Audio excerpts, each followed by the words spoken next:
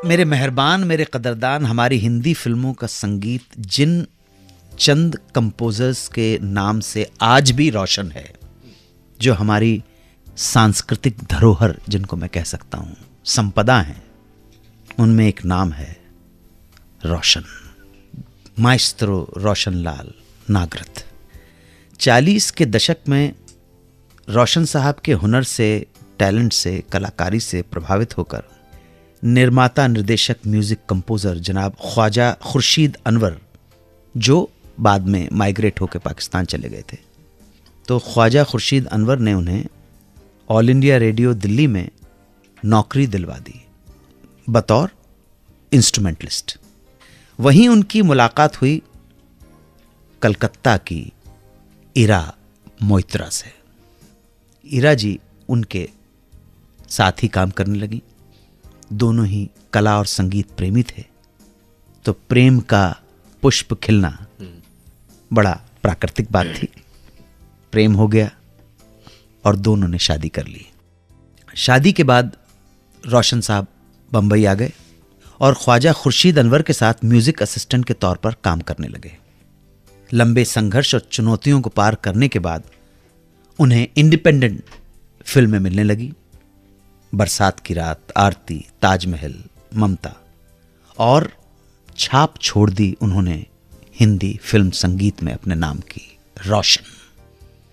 1967 में जब रोशन साहब फिल्म अनोखी रात का संगीत बना रहे थे, उसी दौरान उनकी तबीयत नासाज हो गई, हार्ट की प्रॉब्लम हो गई थी।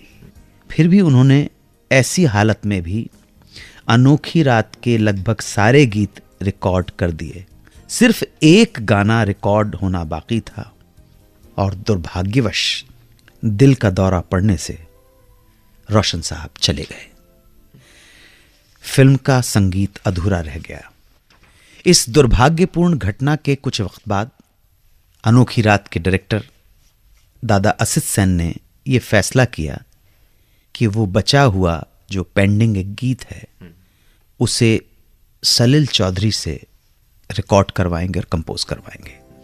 लेकिन जब इस बात का पता रोशन साहब की पत्नी इरा जी को, संयोग से इरा जी मेरी मदर की बहुत अच्छी फ्रेंड बन गई थी। आज इरा जी भी नहीं है और मेरी मदर भी नहीं है, और मैं इरा जी के दर्शन नहीं कर पाया।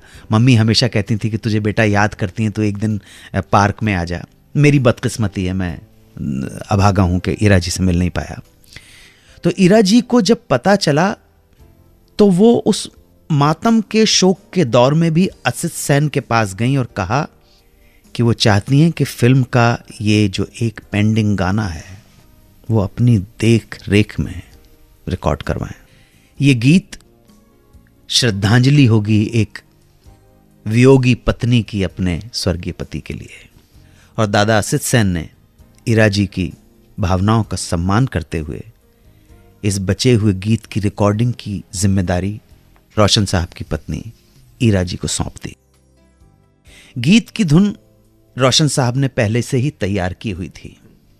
इरा जी ने पूरे गाने को अरेंज करके इस धुन को फाइन ट्यून करके रिकॉर्ड करवाया, और इस तरह से ये masterpiece composition is a rich tribute to a departed husband from a beloved wife. क्या लिखा है कैफी साहब ने। और मुझे जहां तक मालूम है कि ये जो ट्यून है ये एक रफ सी कंपोज थी, फाइन ट्यून नहीं थी। ये ध्यान रहे आप, इसको फाइन ट्यूनिंग किया है इरा जी ने, और अरेंजमेंट पूरा इरा जी का। किस कारण प्राण साहब ने मनोज कुमार की फिल्म शोर में काम करने से मना कर दिया, बस थोड़ी देर में बताऊंगा। आप सुनते रहें सुहाना सफर विद अन्नू कपूर।